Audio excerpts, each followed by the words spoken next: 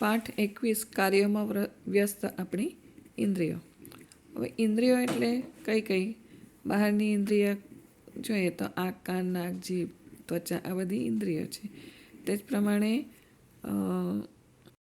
આપણા શરીરના અંદરના ભાગમાં પણ કેટલીક ઇન્દ્રિયો આવેલ છે, જેવી કે શ્વસન ઇન્દ્રિય. હવે શ્વસન ઇન્દ્રિયમાં તમને ખબર જ છે કે ઓક્સિજન નાક દ્વારા શરીરની અંદર લેવામાં આવે અને કાર્બન ડાયોક્સાઇડ નાક દ્વારા જ બહાર ફેંકવામાં આવે. પણ એકલું નાક જ કાર્ય કરતું હોતું નથી. એમાં કેટલાક અવયવો છે જે એમાં ભાગ લે છે. તો કયા કયા અવયવ છે?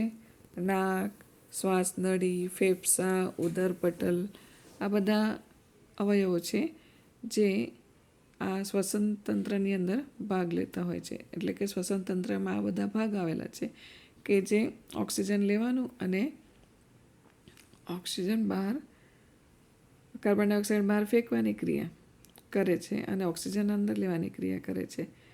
તો એને શ્વસન તંત્ર કહેવામાં આવે. તો તમે આકૃતિમાં જુઓ તો નાક, શ્વાસ નળી, ફેફસા, ઉદરપટલ, આ બધા વિવિધ ભાગો આકૃતિમાં તમે જોઈ શકો છો. આ બધું છાતીના પોલાણમાં અને પેટના પોલાણની વચ્ચે નરમ પડદા જેવો જે એક અવયવ હોય છે તેને ઉદરપટલ કહેવાય છે. નીચેનો ભાગ જે છે દેખાય છે, ઉદરપટલ લખેલું છે. આપણે જે હવામાંથી શ્વાસ લઈએ છીએ એ હવા શ્વાસનલિકામાં જાય છે. શ્વાસનલિકાની 2 શાખા દ્વારા હવા ફેફસામાં જાય છે અને ફેફસામાં આ બંને શાખાઓની અનેક શાખા ફૂટે છે. આ દરેક શાખાના છેડે હવાની થેલી હોય છે અને તે થેલીઓને વાયુકોષ કહેવામાં આવે છે. હું તમને એક વિડીયો બતાવું, એમાં તમે જોજો કેવી રીતે ઓક્સિજનની આપલે થાય, કાર્બન ડાયોક્સાઇડની આપલે થતી હોય છે. આ ઉદરપટલ અને તેનું હલનચલન એ કયા પ્રકારે હોય છે? ઉદરપટલ નીચેની દિશામાં સરકે ત્યારે શ્વાસ દ્વારા હવા નાકમાં લઈને શ્વાસનલિકામાં અને તેની શાખાઓમાંથી આગળ વાયુકોષમાં ભરાય છે. ઉદરપટલ ઉપરની દિશામાં સરકે છે ત્યારે ઉચ્છ્વાસ દ્વારા હવા બહાર ફેંકાય છે. તો આ થયું ઉદરપટલનું કાર્ય. વાયુની આપલે એના વિશે જોઈએ તો વાયુકોષમાં બહારની હવા પહોંચે કે હવામાંનો ઓક્સિજન વાયુકોષની આસપાસની નાની નાની રક્તવાહિનીઓમાં જાય છે અને લોહી દ્વારા શરીરના દરેક ભાગોમાં પહોંચે છે. તે જ વખતે શરીરના દરેક ભાગમાંથી લોહી સાથે આવેલા કાર્બન ડાયોક્સાઇડ વાયુકોષમાંથી હવામાં ભળે છે. ઉચ્છ્વાસ વખતે શરીરની બહાર ફેંકાય છે. આ રીતે વાયુકોષમાં ઓક્સિજન અને કાર્બન ડાયોક્સાઇડ વાયુની આપલે થાય છે. જુઓ તમે વિડીયો, એની અંદર તમે वक्ष क्षेत्र में पसलियां और डायाफ्राम नामक एक गुंडाकार तंतुमय उत्तक होता है. श्वसन तंत्र में पसलियों के अंदर फुफ्फुस कला होती है जो फेफड़ों को घेरती है. डायाफेफड़ा 3 पालियों, दाईं ऊपरी, दाईं मध्यवर्ती और दाईं निचली पाली में विभाजित होता है. बायां फेफड़ा अपेक्षाकृत छोटा होता है और इसमें केवल 2 पालियां, बाईं ऊपरी और बाईं निचली पाली होती है. दोनों फेफड़े बाहर से छोटी नलिका कारक श्वसनिका से जुड़े होते हैं जो मिलकर श्वसन नली तक विस्तृत होती है.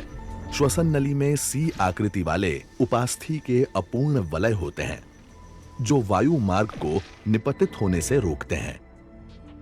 श्वसन नली ग्रसनी तक जाती है जो नासा द्वारों से जुड़ी होती है. जब हम वायु से श्वास लेते हैं तो ऑक्सीजन के अणु नासा द्वारों में प्रवेश करते हैं और नीचे की ओर ग्रसनी और श्वसन नली से होते हुए अंततः श्वसनिका में पहुंचते हैं. प्रत्येक श्वसनिका से ऑक्सीजन फेफड़ों में जाती है. फेफड़ों से श्वसनिका और छोटी श्वसनिकाओं में विभाजित हो जाती है. ऑक्सीजन इन श्वसनिकाओं से गमन करते हुए कूपिकाओं तक पहुंचती है जिनमें से प्रत्येक कोशिकाओं के जाल से घिरी होती है. एक कुपिका का भाग असंख्य रंध्र युक्त कुपिका कक्षों की उपस्थिति दर्शाता है. आरबीसी युक्त रुधिर कोशिकाओं के माध्यम से प्रवाहित होता दिखता है.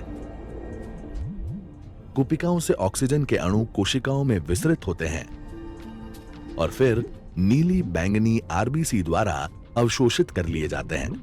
इससे आरबीसी का ऑक्सीजनीकरण हो जाता है और उनका रंग नीले बैंगनी से लाल हो जाता है। आरबीसी और कार्बन डाइऑक्साइड अणुओं वाली कुपिकाओं में रुधिर प्रवाहित होता है। ये अणु कुपिकाओं में मोचित होते हैं। कार्बन डाइऑक्साइड कुपिका कक्षों में एकत्र होती है और वहां से ये कुपिकाओं से होकर श्वसनिकाओं के माध्यम से बड़ी श्वसनिकाओं में पहुंचती हुई अंततः श्वसन नली में जाती है और इसे नासा द्वारों से बाहर निकाल दिया जाता है। अतः ऑक्सीजन युक्त वायु में श्वसन का प्रक्रम अंतः श्वसन कहलाता है। पेशीय डायाफ्राम के संकुचित होने के पश्चात फेफड़े फैलते हैं और वायु अंदर जाती है, जिससे कुपिकाएं फूल जाती हैं। निःश्वसन के दौरान डायाफ्राम ऊपर उठता है और फेफड़े संकुचित हो जाते हैं, जिससे कुपिकाएं पिचककर वायु को बाहर निकाल देती है। ये बाहर निकलने वाली वायु कार्बन डाइऑक्साइड से युक्त होती है। अंतः श्वसन और निःश्वसन का यह प्रक्रम श्वसन कहलाता है, जो कि हर मिनट लगभग 20 बार होता है। सारांश: वक्ष क्षेत्र में पसलियां और डायाफ्राम होता है, जो श्वसन में महत्वपूर्ण भूमिका निभाता है। पसलियों के अंदर फुफ्फुस कला होती है, जो फेफड़ों को घेरती है। दाएं फेफड़े में 3 पालियां,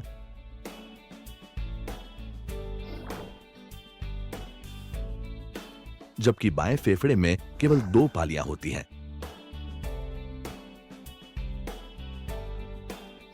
दोनों फेफड़े बाहर से श्वसनिका से जुड़े होते हैं, जो मिलकर श्वसन नली तक विस्तृत होती है।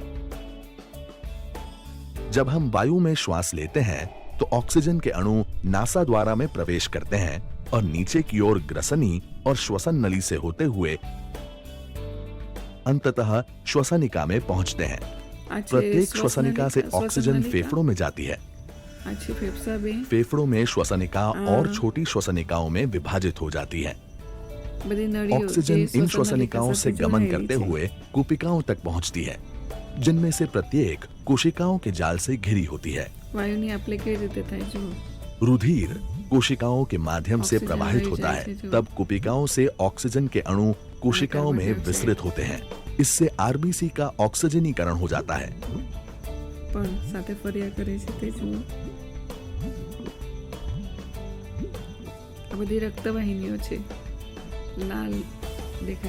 कार्बन डाइऑक्साइड के अणु कोशिकाओं में मोचित होते हैं।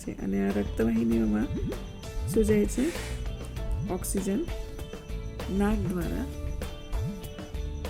ફેફસા દ્વારા, ઉદરપટલ દ્વારા वे कुपिका कक्षों में एकत्र होते हैं और वहां से ये कुपिकाओं से होकर श्वसनिकाओं के माध्यम से અને ઉચ્છ્વાસ દ્વારા કાર્બન ડાયોક્સાઇડ બહાર કેવી રીતે ફેંકવામાં આવે તે જુઓ।